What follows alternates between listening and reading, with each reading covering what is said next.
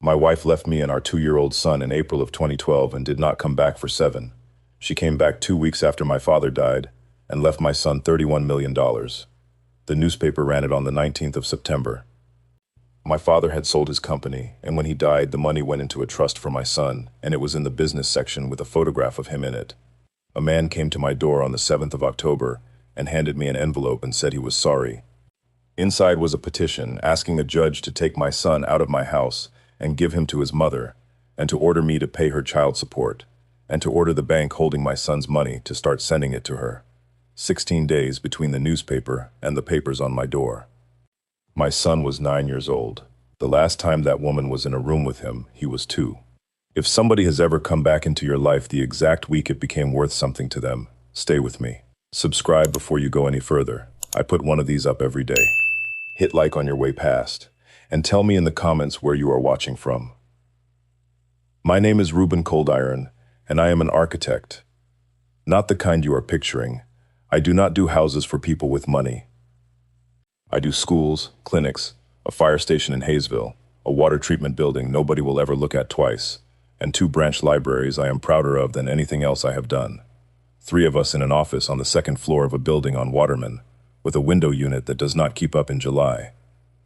I do all right. In a good year, I make about what my father's company used to clear in a slow month. That never bothered me, and it is going to matter later that it never bothered me. There is a thing about my father and me that is either funny or it is not, depending on the day. He moved the dirt, every county road, every base course, every quarry that produced the aggregate under it, and I draw the thing that goes on top. He said that to me exactly one time, in 2010, at a table, not unkindly. He said, "So you have gone into the part of it where you never have to be outside." I did not have anything good to say back to that. I make a decent living, not the kind of living my father made. My father was Alton Coldiron, and he built a road construction and aggregate business out of one dump truck he bought in 1979. By the time he was 60, he had 110 pieces of yellow iron, 2 quarries, an asphalt plant outside Newton, and 140 men working for him. If you have driven a county road in south central Kansas in the last 40 years, my father put it there. He sold it in 2015, 8 months before he got sick. He sold it for $31 million. I said the number at the start, and I am going to keep saying it plainly, because dancing around it makes people think there is something to be embarrassed about. What I will also tell you is that my father spent 31 years getting up at 4 in the morning, and that he came home in 1994 with 3 fingers broken because a man on his crew was careless, and that he did not tell my mother how it happened for 11 years. He was hard. That matters, because what he did later sounds soft, and it was not soft. It was the most deliberate thing that man ever did. I met Sharonda Vale in 2007 at a wedding reception in Hutchinson. She was 24 and I was 28, and she was the funniest person in that building by a distance. She had a way of leaning back when she laughed and putting her hand flat on the table, and I stood in a reception hall talking to her for 2 hours and 40 minutes and did not eat anything. She worked at a dental practice. She had grown up in a rented duplex in South Wichita with a mother who worked 2 jobs and a father who was around sometimes, and she was doing better than either of them, and she was proud of it, and she should have been. I brought her to my parents' house in March of 2008.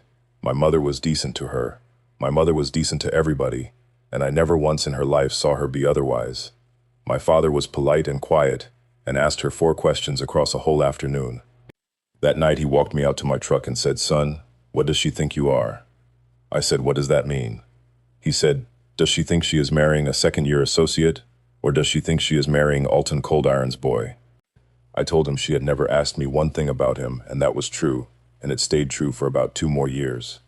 He said, "All right," and then he said, "I am going to say this one time and never again, and take it as information and not as an instruction, because you are a grown man, and it is your life. That girl has done arithmetic on you." I got angry. I said some things to my father in a driveway that I have thought about since.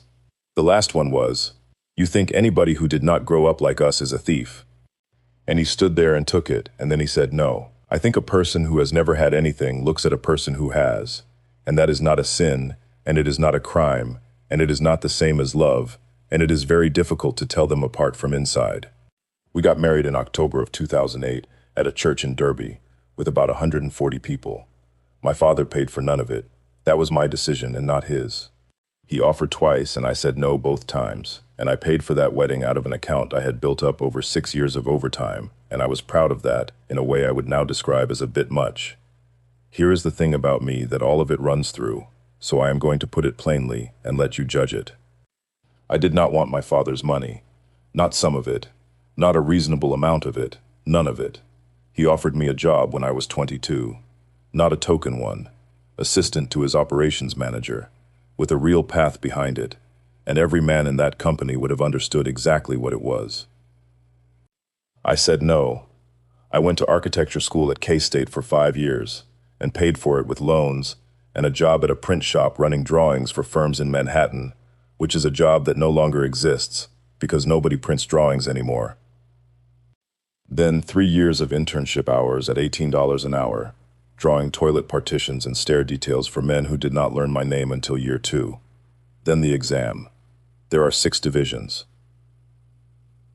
I failed 2 of them the first time and 1 of them twice, and I was 31 years old before there was a stamp with my name on it. 31. My father had 11 trucks by 31. When I got married, he tried to give us a down payment and I said no, and we rented a house on the east side for 4 years. When my truck died in 2010, he offered to buy me one, and I financed a used one at 11%.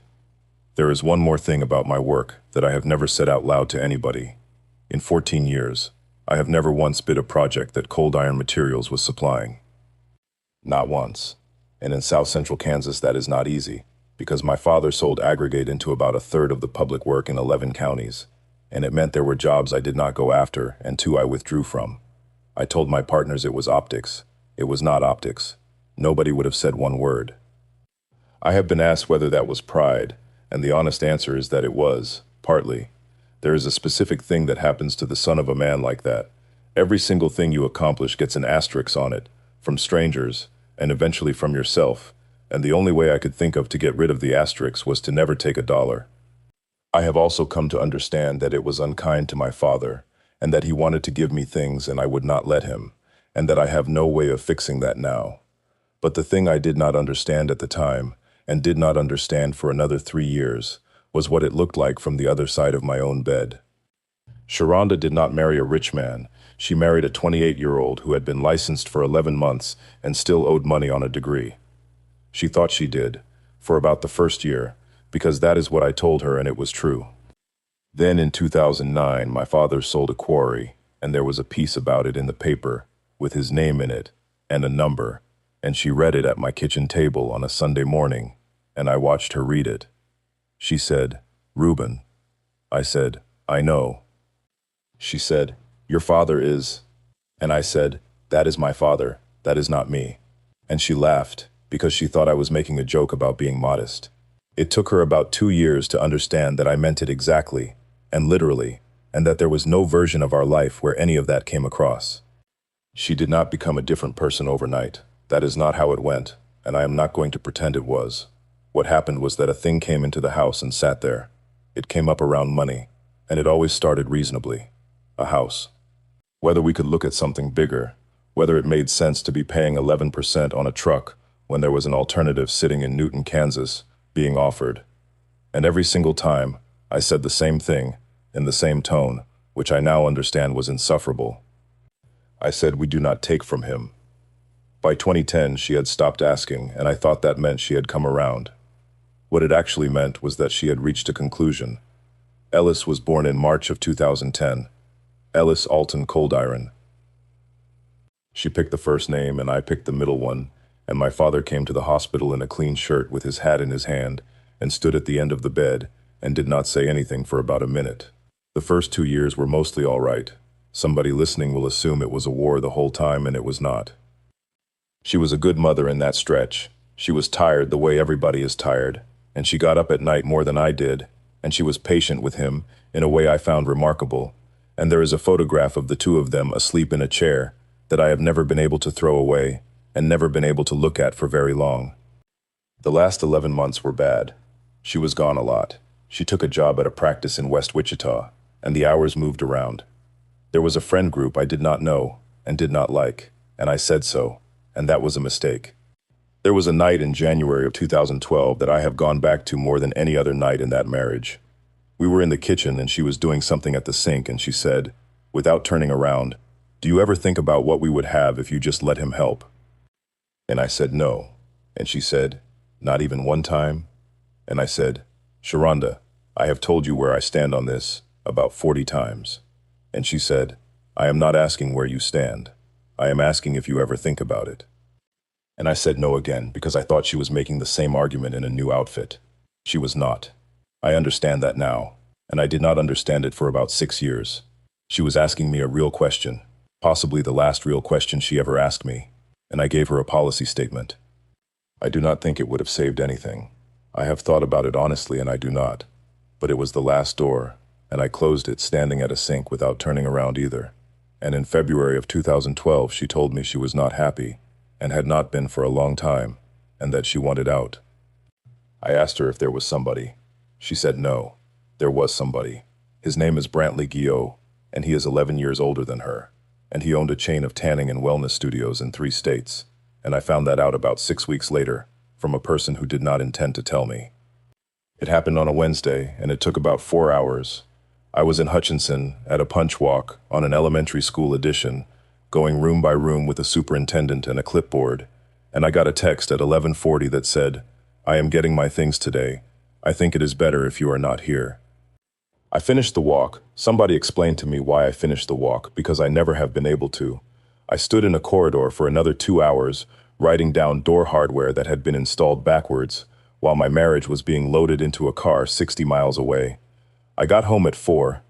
The house was not empty. That is the part nobody expects. She took her clothes and about a third of the kitchen and 1 chair, and everything else was exactly where it had been, and the difference was almost nothing, and it was the whole world. Ellis was at my mother's. He came home at 6. He was 2. He did not ask where she was. That is the thing that I could not handle at the time. He did not ask on Wednesday, and he did not ask on Thursday, and I stood in that kitchen on Thursday night, waiting for a 2-year-old to ask me a question that never came. He asked about 11 days later. He said, "Where, Mama?" I said, "Mama is at her house." He said, "Okay." She moved out on the 4th of April, 2012. Ellis was 2 years and 11 days old. The divorce took 11 months, and it was not a fight, because there was nothing to fight about. I had a truck and a tool set and $11,000. She had a car. We rented our house. There was no property, no accounts worth arguing over, and my father's money was my father's, and any lawyer in the state would tell you the same, and hers did. This next part matters more than anything else, so I am going to be exact about it. She did not fight for custody. I did not take my son from that woman. Nobody took him from her. There was no hearing where I stood up and told a judge she was unfit. That never happened because she never asked for him. Her attorney proposed in the first mediation session that I take primary residential custody and that she have parenting time as the parties could agree. As the parties could agree. That is the phrase. It is a phrase that gets used when nobody wants to put a schedule on paper. I asked for it to be a schedule. I said it in that room, and it is in the mediator's notes. I said, put every other weekend in there. And her attorney said her client's work schedule was in flux, and she would prefer flexibility. The decree was entered in March of 2013. Primary residential custody to me, reasonable parenting time to her as agreed between the parties, and child support from her to me of $450 a month. She agreed to that number in that room in about 90 seconds to move the meeting along. It was calculated off what she was earning at the dental practice, and it was, by any measure, modest. She never paid $1 of it, not one, in 7 years and 6 months. I never filed on it. Not once. I have been asked why about 40 times since, by lawyers and by my father and by a woman I dated in 2016, and the answer is not admirable, and I am going to give it to you anyway. And I am a lawyer. That is the part that makes it worse, and I am not going to leave it out. I knew exactly what an arrearage was. I knew it accrued, and I knew it carried interest, and I knew that every month I did not file, a number in a courthouse got bigger. I could have walked that filing across a hallway in 11 minutes, any Tuesday for 7 years. It was because filing would have meant contact. I did not want her in my house, in my phone, in my week. I had a 2-year-old, and a business I was trying to build, and I made a calculation on a Tuesday in 2013 that $450 a month was cheaper than having that woman in my life. So I let it go, and it accrued. Kansas does not forgive that. Child support arrears do not go away, they do not expire, and they carry interest by statute, and every single month for 7 years and 6 months, that number got bigger, while nobody looked at it. She saw Ellis 3 times after she moved out.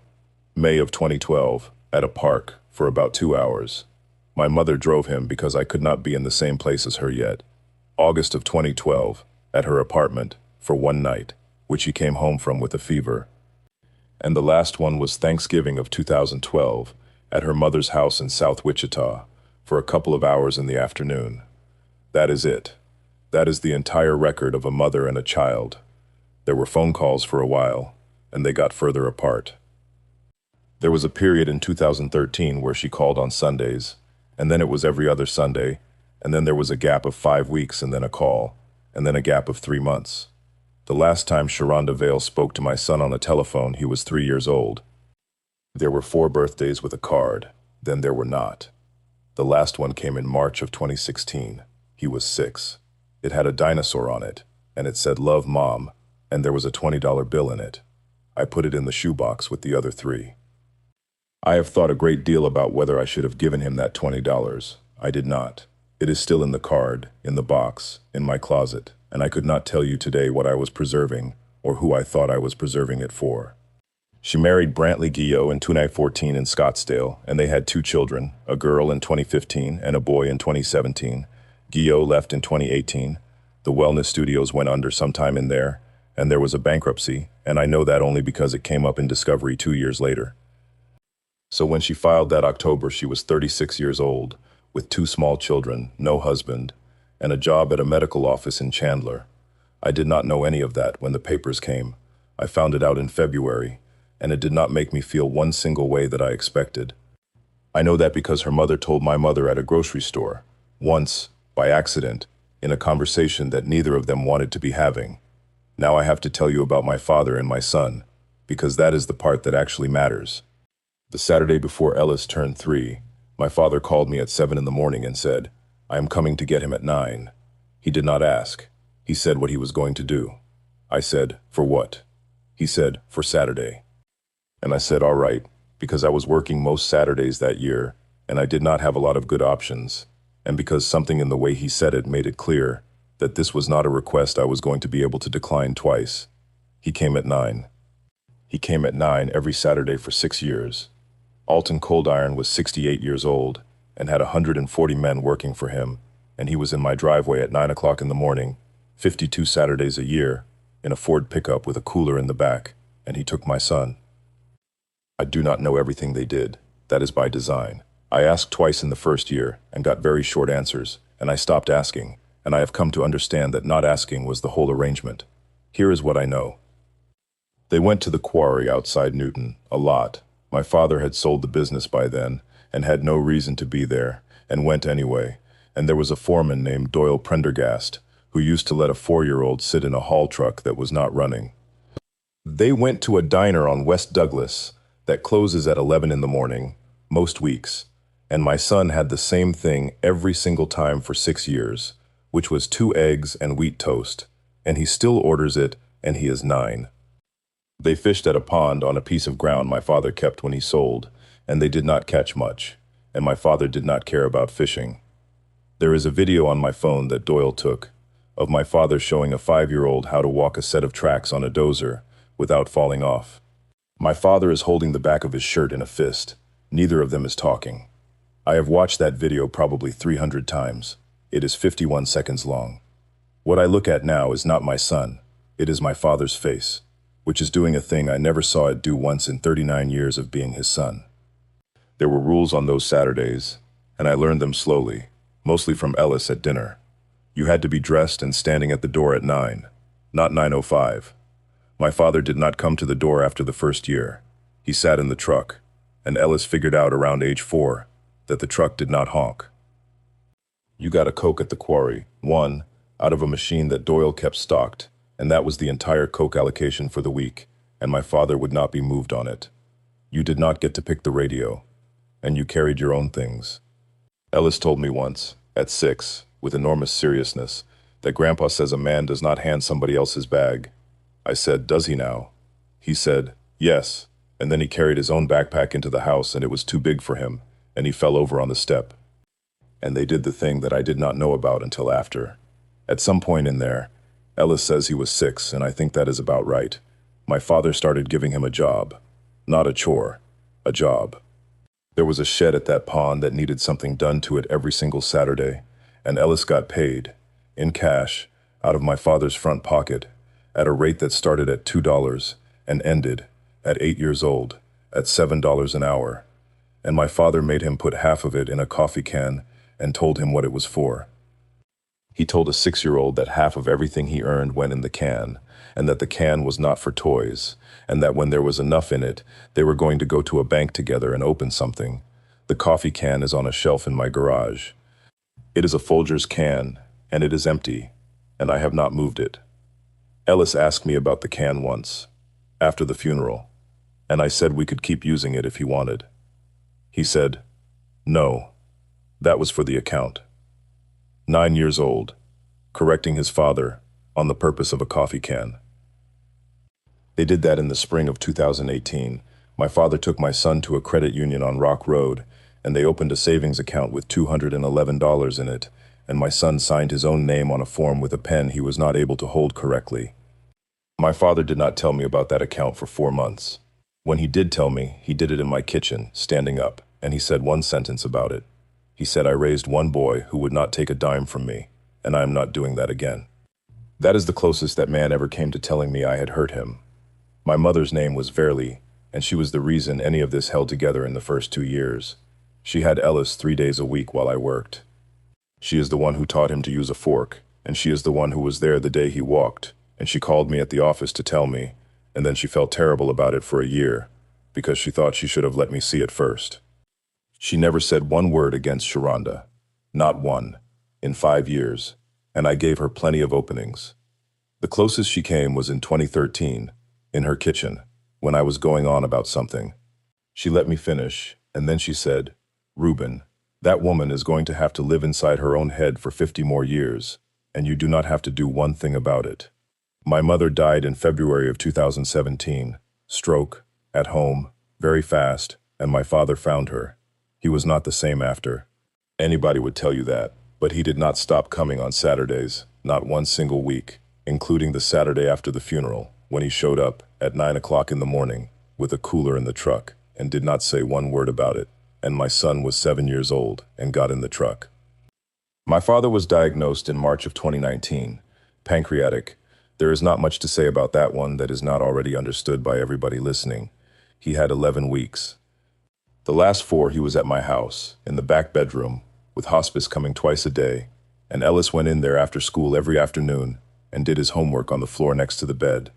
They did not talk much by then. My father could not, most of the time. He was in and out for most of those 4 weeks. The hospice nurse, a woman named Marguerite, told me that is normal, and that the hearing is the last thing to go, and that we should keep talking in that room whether he answered or not. So Ellis did his homework out loud. 9 years old, sitting on the floor with his back against the bed frame, reading a social studies chapter to a man who could not respond. I stood in that doorway more than once and could not go in. The last thing my father said to me that was really him, about 9 days before the end, was about the boy. He said, do not let anybody make him think he got it easy. I said I would not. He said, and do not let anybody take it. I said, nobody is going to take it. He said, Reuben, somebody is always going to try. Those are the last words my father said to me that he chose. There were 9 days after that, and there were sounds, and there was a squeeze of a hand on the Thursday. But that sentence is the last thing he built and handed over. Somebody is always going to try. 4 months later, a man knocked on my door on a Tuesday afternoon and said he was sorry. My father died on the 2nd of June. The will was read 11 days later in a conference room in a building on Douglas by an attorney named Corinne Baptiste, who had done my father's work since 1998. There were 4 people in that room, me, my sister Junie, who lives in Denver, Corinne, and a man from a bank in a suit.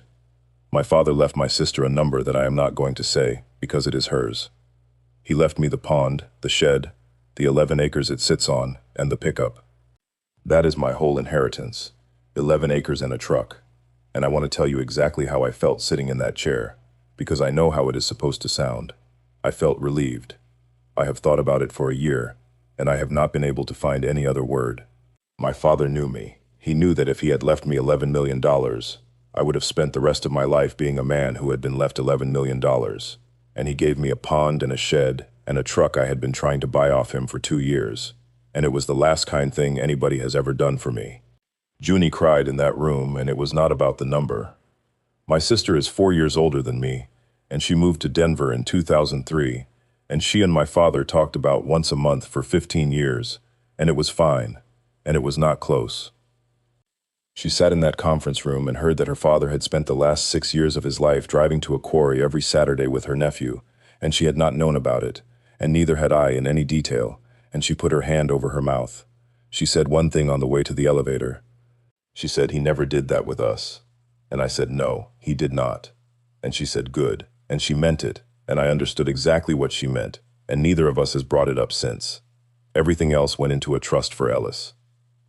I need to lay out the structure of that trust properly, because every single thing that happened afterward turns on it, and because my father did not build it in an afternoon. He built it in 2013, the year after she left. The trustee is Sunflower State Trust Company, a bank, not me, not my sister, not a family friend, a corporate fiduciary with a department, and a compliance officer and a fee schedule. Ellis is the sole beneficiary. He takes nothing outright until he is 25. There is a partial distribution at 30 and the balance at 35, and until then the trustee makes discretionary distributions for his health, education, maintenance, and support. Those distributions go to the boy's legal guardian, for his benefit, against documented expenses. I am the legal guardian. That is written into the trust, in a clause my father put there in 2013, and it names me, and it names a successor if I die. The monthly figure has run between $15,000 and $21,000, depending on what the accounting looks like in a given month. School, medical, activities, a portion of the household because the household is where he lives, and a reserve. It is not spending money. Every dollar of it is reported to a bank in Wichita that has a fiduciary duty to a 9-year-old, and that will absolutely ask me for a receipt on a $400 item, and has. And there is one more paragraph. It is on page 19. It is 4 lines long. Corinne Baptiste read it out loud in that conference room, and then looked up at me over her glasses. It says that the trustees shall make no distribution of any kind to or for the benefit of any custodial adult other than the named guardian or a court-appointed successor, and it names 2 people who are specifically excluded from ever receiving a distribution in any capacity. The first name on that list is Sharonda Renee Vale. The second one is mine, Reuben Alton Coldiron, excluded from receiving any distribution in any capacity, in his own father's trust, on the same line as the woman who left. Corinne Baptiste read that out and looked at me, and I did not react, because I knew exactly why it was there, and I had known before she finished the sentence. He put me on that list because he knew I would not take a dollar, and he had spent 40 years watching me not take a dollar, and he decided that when the day came that his grandson needed something, and the only route ran through me, my pride was not going to be permitted to be a factor. He handled me the same way he handled her, in writing, in 2013. My father did not trust either one of us with that boy's money, for completely opposite reasons, and he was right about both of us. My father put her name in a legal document in 2013, by hand, at 69 years old, a year after she walked out. Corinne told me afterward that he had been very specific about it, that she had advised him it was probably unnecessary and might look ungenerous, and that my father had said he did not care how it looked. I asked her whether he had said anything else about it. She said he had. She said he told her, "That girl is going to come back, and when she does, she is going to need a door, and I am not leaving one." The article ran on the 19th of September, not about the estate, exactly. It was a piece about the sale of the business 3 years earlier, and what had happened to the company since, and there were 4 paragraphs at the bottom about my father dying, and about the family, and it named the trust. It named the number, $21 million, into a trust, and it named the bank holding it. That is all anybody needed. The petition came 16 days later. I read it standing in my own kitchen with the door still open. Sharonda Vale, by and through her attorney, petitioned the court to modify the residential custody arrangement entered in March of 2013 and requested primary residential custody of the minor child, and requested an order of child support to be paid by me to her, and requested that the court order the trustee to make distributions to her as the residential parent for the benefit of the minor child. There it is. That is the ask. It is in paragraph 11, and it is the only paragraph in 22 pages that anybody actually cared about. The rest of it was the case for why. She had been unable to maintain contact due to circumstances beyond her control. She had experienced a period of instability following the dissolution. She had now established a stable home. She had been denied access to her child. Denied access. That one is in there twice. She had made repeated attempts to see her son, which were rebuffed. I read that sentence standing in my kitchen, and I put the papers on the counter and went outside and stood in my driveway for about 10 minutes. Ellis was at practice.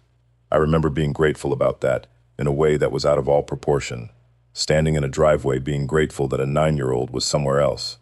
Then I came back in and read the whole thing again, slower, and got to paragraph 11. Paragraph 11 does not mention my son once. It is 4 sentences about a trustee, a distribution mechanism, and a residential parent, and my son appears in it as the minor child, twice, the way a house appears in a deed. Because there is a text message thread on my phone that starts in 2012. I called Corinne Baptiste the next morning and she told me she does not do family law and referred me to a woman named Odalie Trammell, who has been doing custody work in Sedgwick County for 22 years. I sat in Odalie Trammell's office on a Thursday with a folder. She read the petition first. It took her about 6 minutes.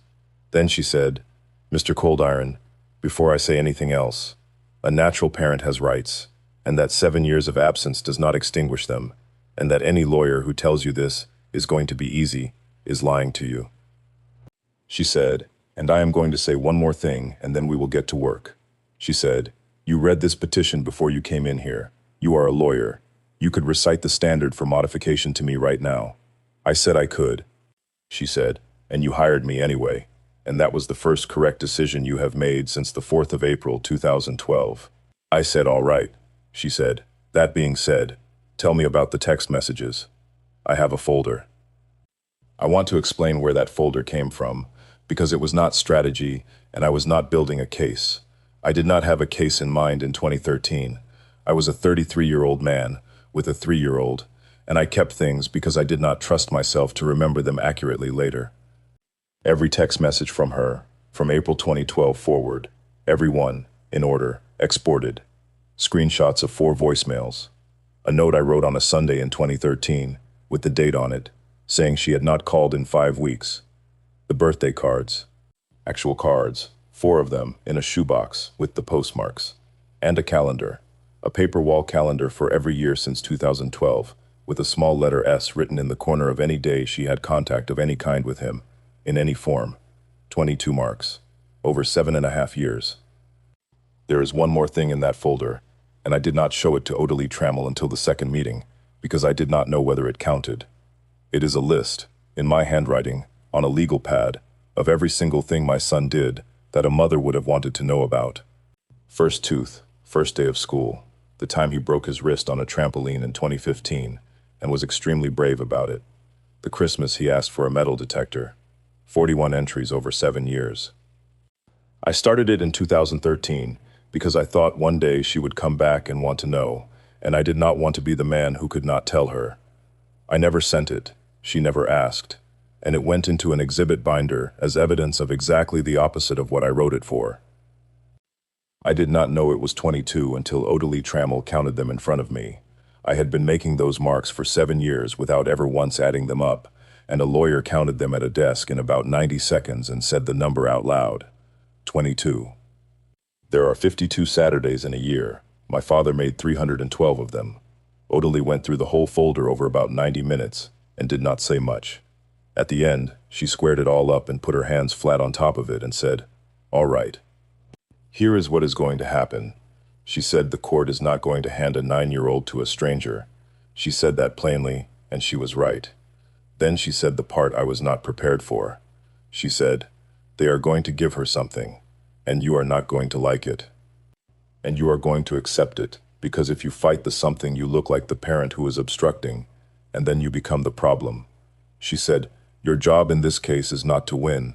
Your job is to be so obviously reasonable that she has nowhere to stand." Then she asked me one more question. She said, "Has she ever paid support?" And I said, "No." She said, "Not once? In 7 years?" I said, "Not $1." Odalie Tremel sat back in her chair and looked at the ceiling for a second. And then she said, "Mr. Cold Iron, do you understand what you have been sitting on?"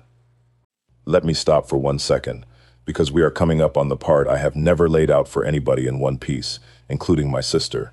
If you are still here, do me a favor, subscribe. I put a new one of these up every single day. Hit the like button on your way past.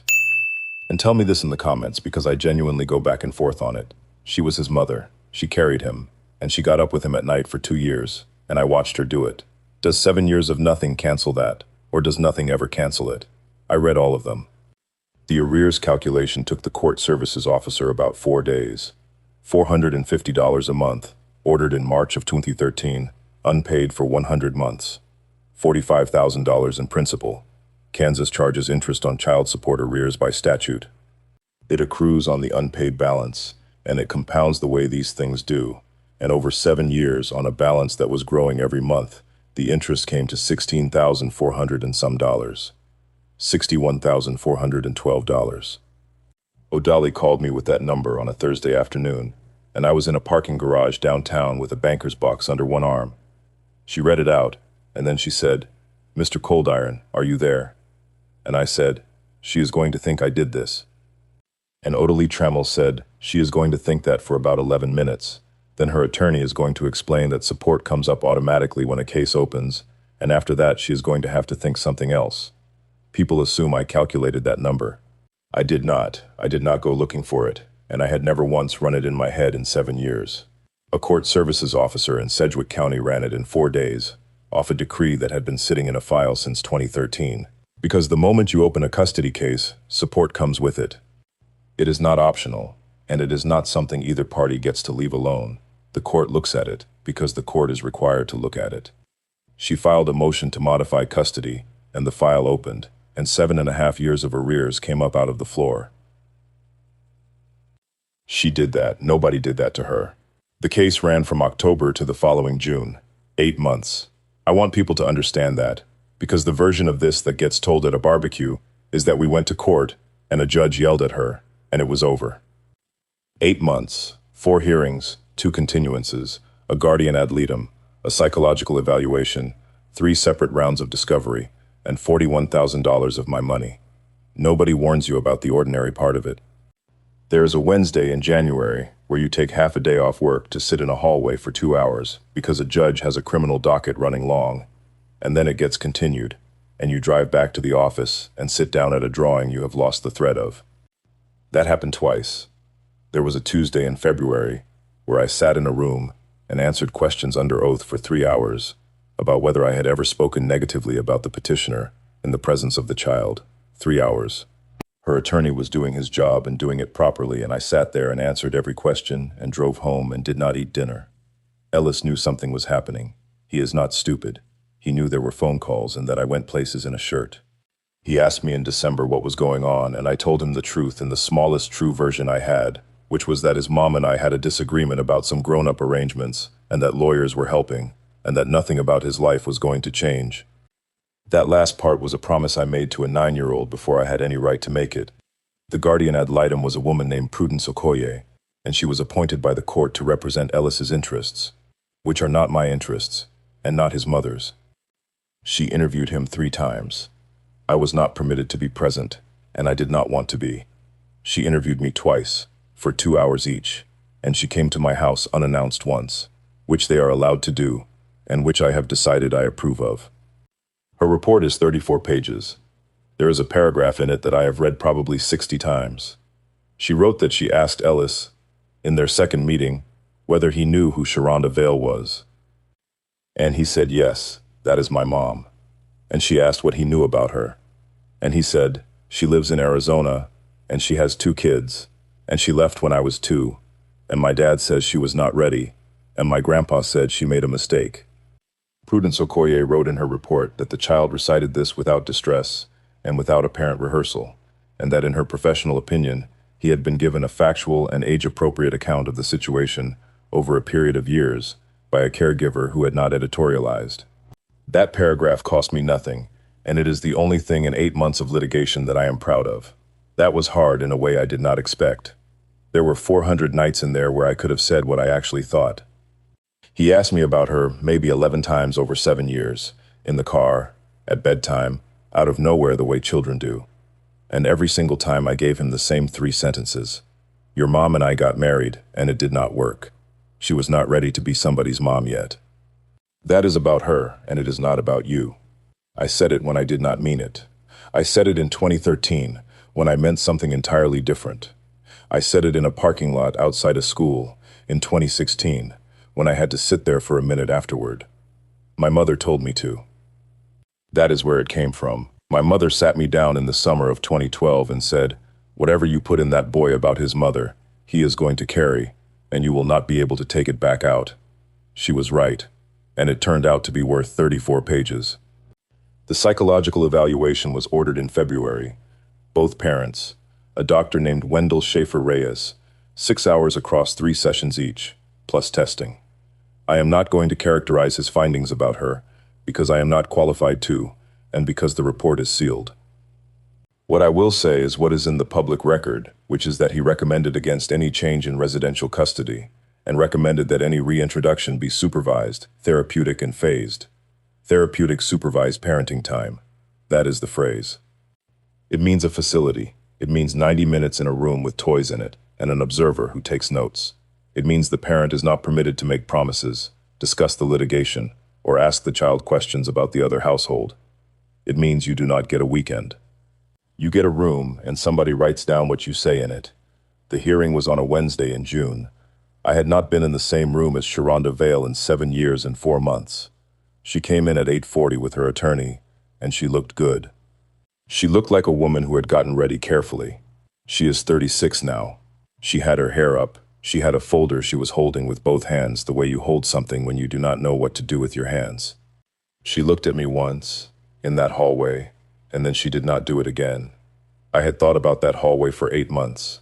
I had a version of what I was going to say if she came over, and I had a version of what I was going to do with my face if she did not. Neither one was any use. She came in, she went to a bench 40 feet away, and she read something on her phone until her attorney arrived, and that was the entire encounter. There is no scene. That is the thing nobody tells you about court.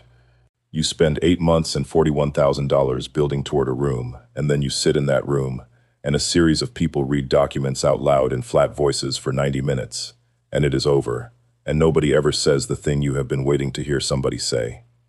I had wondered for 8 months what I was going to feel in that room. What I felt was tired. That is the whole truth. I sat down at a table with my lawyer, and I looked at a woman I used to be married to, and I felt like a man at the end of a long job. Her attorney went first. He was good. People assumed there was a bad lawyer in it somewhere. There was not. He was maybe 50, and he had an even voice, and he made the best case that could be made out of what he had. He talked about the biological bond. He talked about a young mother in an untenable situation. He talked about instability, and about a woman who had rebuilt her life and had a stable home in Arizona with 2 other children. And he said the thing they had to say, which is that his client had made attempts at contact and had been discouraged. Discouraged, that was the word he used in the hearing.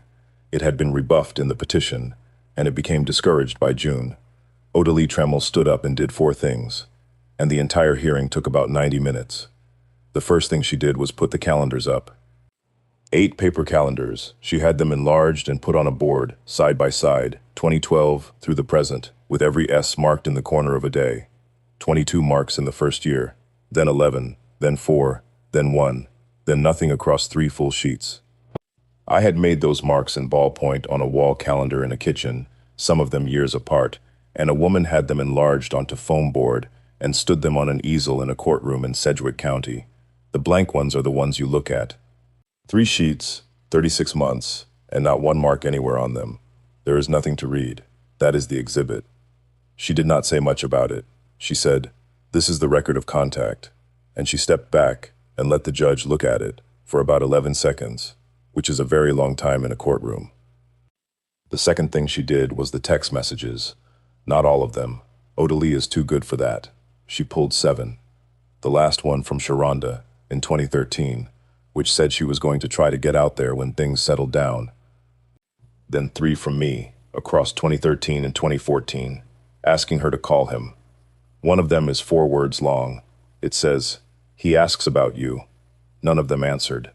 Then one from 2015 that I had forgotten I sent, on his birthday, that says only, "He is 5 today." Not answered. And then the last one, from me, in March of 2017, 4 days after my mother died, telling her that Ellis's grandmother had passed, and that he was struggling, and that if she wanted to call him it would help. Not answered. Her attorney objected to that last one on relevance, and the judge overruled him in about 2 seconds. The third thing she did was ask the guardian ad litem 11 questions.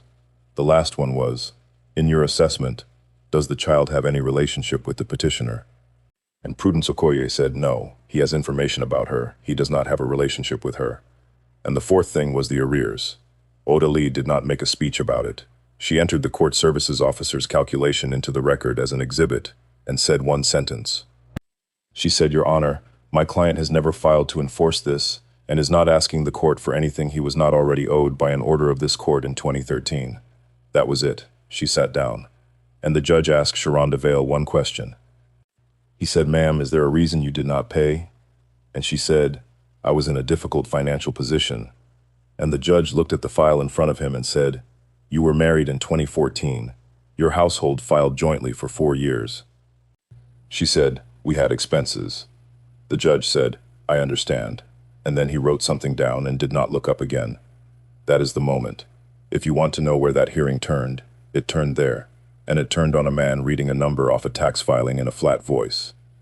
The ruling came from the bench, which Odalie told me afterward almost never happens. Motion to modify residential custody, denied.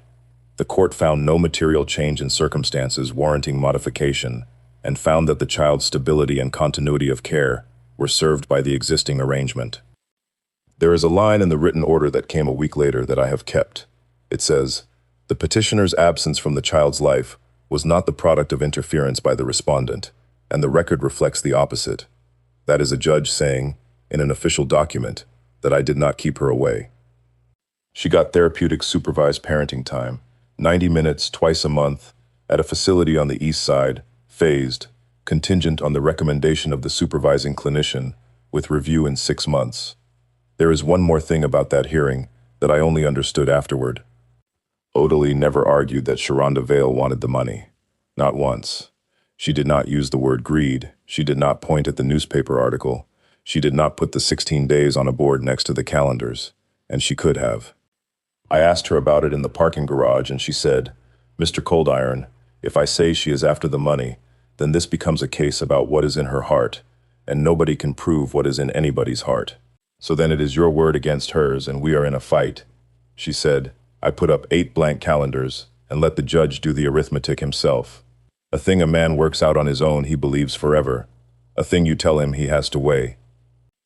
Her request that the trustee distribute to her was denied, and the judge spent about 40 seconds on it, and one of those seconds was him noting that the trust instrument named her by exclusion, and that the court had no authority to rewrite a private trust instrument in a custody proceeding regardless.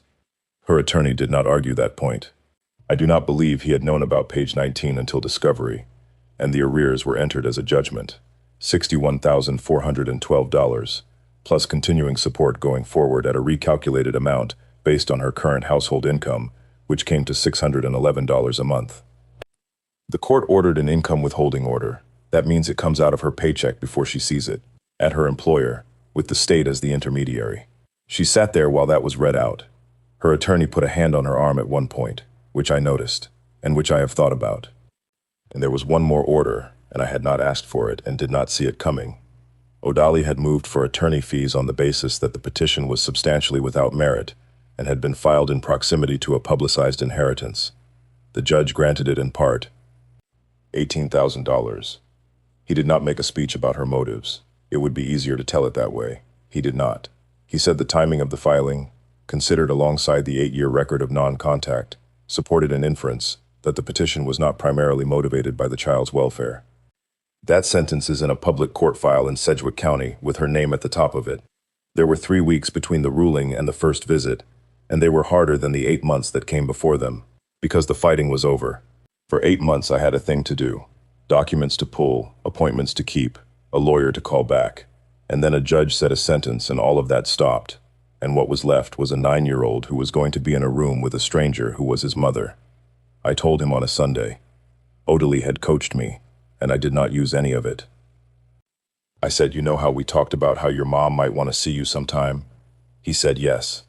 I said, "It is going to be in July, at a place where somebody sits with you, and it will be an hour and a half, and if you do not like it, you tell me, and we will deal with it." He thought about it for a while. Then he said, "Does she still live in Arizona?" I said, "Yes." He said, "Okay," and then he went back to what he was doing, and that was the entire conversation, and I sat on that couch for another 20 minutes. The first supervised visit was in July. I drove him. I sat in a parking lot for 90 minutes with a coffee and did not go in, because you are not permitted to. I want to describe what I did on the way there, because it is the only part of this I am certain I got right. I told him this was a good thing. I told him he did not have to like it and he did not have to not like it, and that he could just go find out. He said, "Is she going to be nice?" And I said, "I think she is going to try very hard." He said, "Okay." Then he said, "Do I have to call her mom?" And I said, "You can call her whatever comes out of your mouth." 90 minutes is a long time in a parking lot. I had brought a book and did not open it. I sat there and worked through every version of what could be happening in a building 40 feet away that I was not permitted to enter, and the one that frightened me most was not that she would be cruel to him. It was that she would be wonderful, and that he would like her, and that she would then go back to Arizona. That is the one I sat with for 80 of those 90 minutes. He was in there 90 minutes, and he came out with a bag of things. She had brought presents, 4 of them, and they were expensive, and the clinician's note afterwards says that the child was polite about them and did not open any of them in the room. He got in the truck and put his seatbelt on and said, "That was okay." I said, "Yeah?" He said, "She cried a little bit." And then he looked out the window and said the thing that I have not been able to put down. He said, "I did not know what to call her, so I just said Sharonda." And she did not correct him. I got that from the clinician's report 3 weeks later, in a paragraph noting the child addressed the mother by her first name on 4 occasions during the session, and the mother did not respond to it. She did not correct him.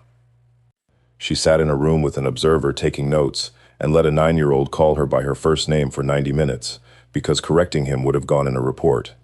There have been 5 visits: July, August, September twice, and 1 in October. The October one she was 40 minutes late for, and it was cut to 50 minutes, which is the rule, and which everyone had been told in advance. The clinician's notes come to me, and to her attorney, and to the guardian ad litem, and they are 2 pages each, and they are written in the flattest language a professional can produce. Parent arrived at 10:04. Parent presented child with wrapped items. Child engaged in parallel play. Parent asked child about school. Child responded briefly. Parent became tearful at 10:41. Child did not respond to parent's emotional display and continued the activity. 5 of those. That is the documentary record of my son's relationship with his mother, and it is 11 pages long, and it is in a file. She missed November, both of them. The clinician notified the court, which is automatic. There was no hearing about it. It went in the file. Ellis asked about her once, in September, on a Wednesday, in the car. He asked whether she was going to move to Kansas. I said I did not think so. He said okay. And then about a mile later he said, "Does she know I do baseball?" And I said she does, because I had put it in the packet the facility sends over, which I did on purpose. He said okay. That is the entire extent of my son's expressed interest in his mother over the last year, and I have never once pushed him toward more, and I have never once discouraged him.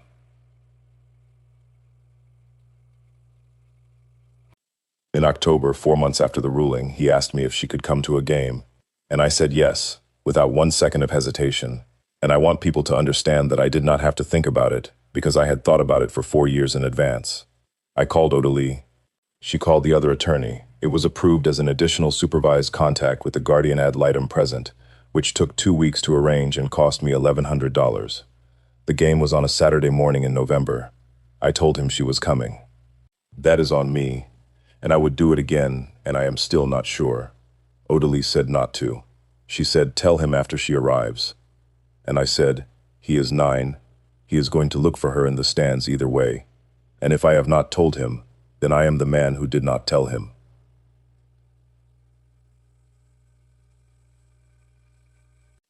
So I said, at breakfast, your mom might be at the game today. He said, at my game? And I said, yes.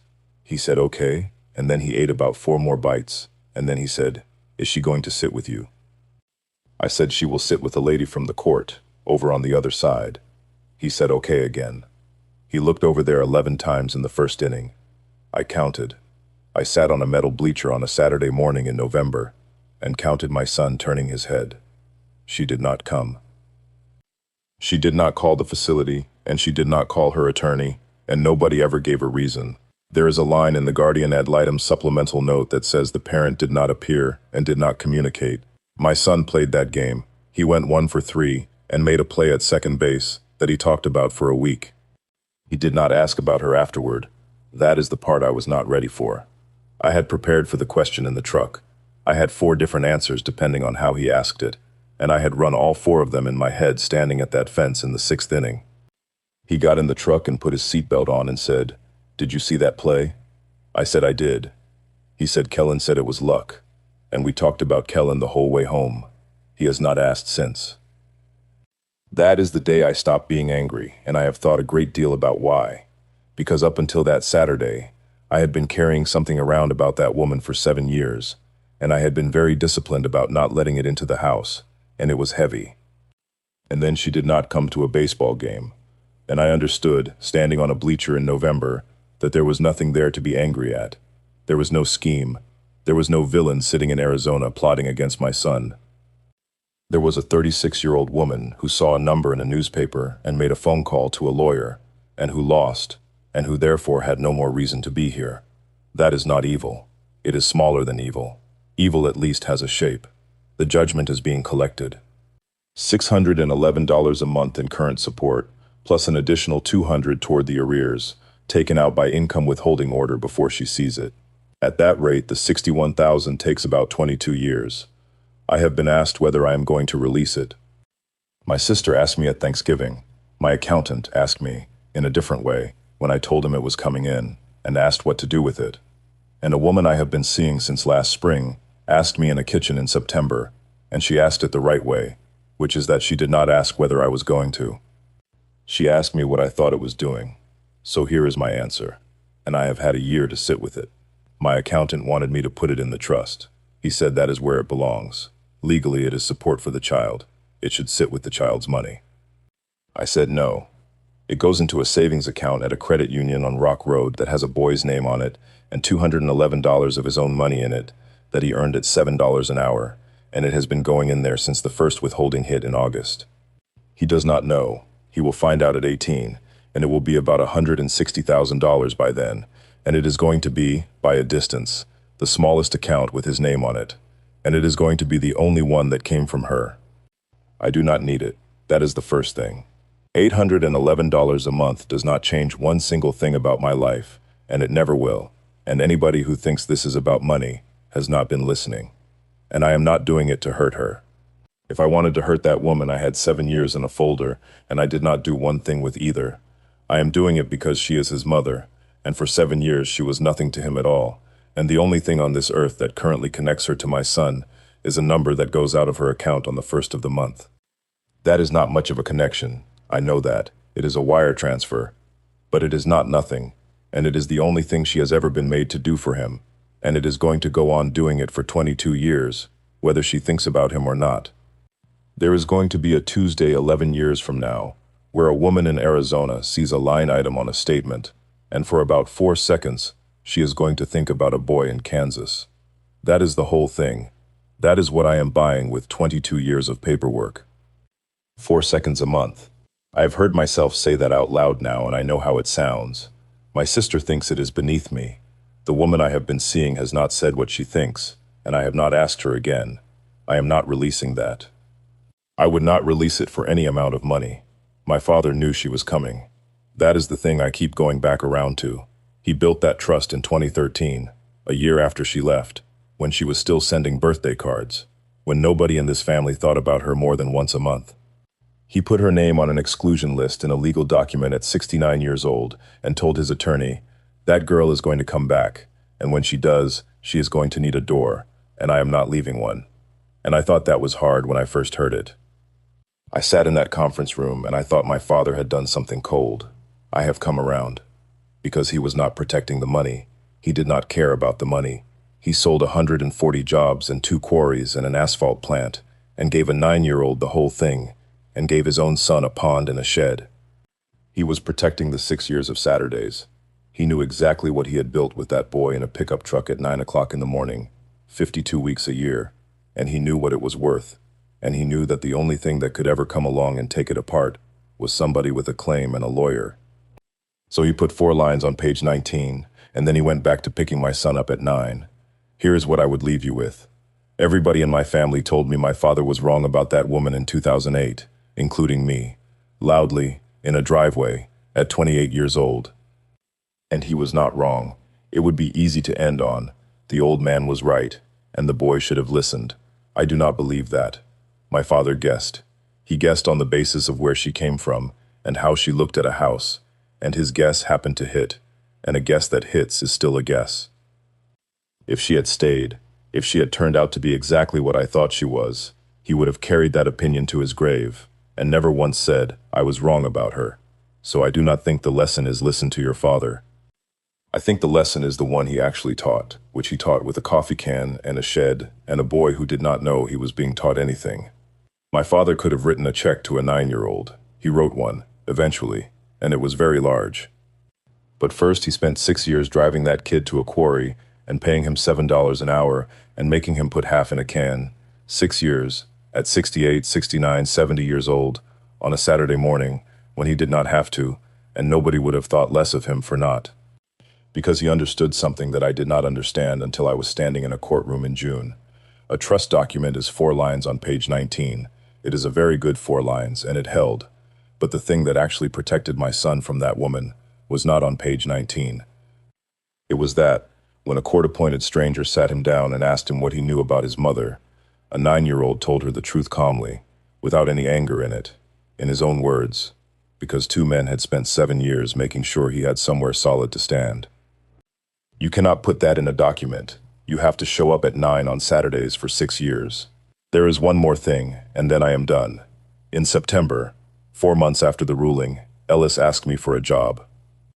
Not for money in the way children ask for money. He wanted a job. He had worked out that his grandfather had paid him $7 an hour, and that this had stopped, and he wanted to know what the arrangement was now. I do not have a company.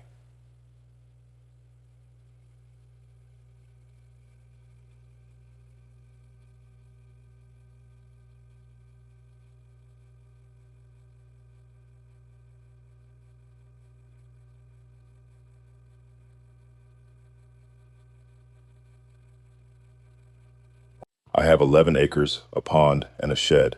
So on Saturdays we drive out there and he clears brush and hauls what needs hauling. And last spring he painted one whole side of that shed badly, and I pay him $7 an hour out of my front pocket. My father left me 11 acres and a shed and a truck, and I sat in a conference room and thought he had given me the small thing. It took me a year to work out that he had left me the Saturday. Half goes in the account at the credit union on Rock Road. He counts it out himself at the kitchen table, and he is very slow about it, and I do not help him. He is 10 now. He is asleep upstairs. He got 2 eggs and wheat toast this morning, on a Saturday, at a diner on West Douglas, and I take him, and I am not as good at it as my father was. If you got something out of this one, subscribe before you go. That is the one that actually matters. I put a new story up every single day, and the next one is already written. Hit like on the way out. It genuinely helps this reach the people it is for. And in the comments, tell me the honest thing, not the kind one. 22 years of $600 a month from a woman who does not want to pay it. Am I keeping a connection alive for my son? Or am I just telling myself that? I read every single one of them. I will see you in the next one.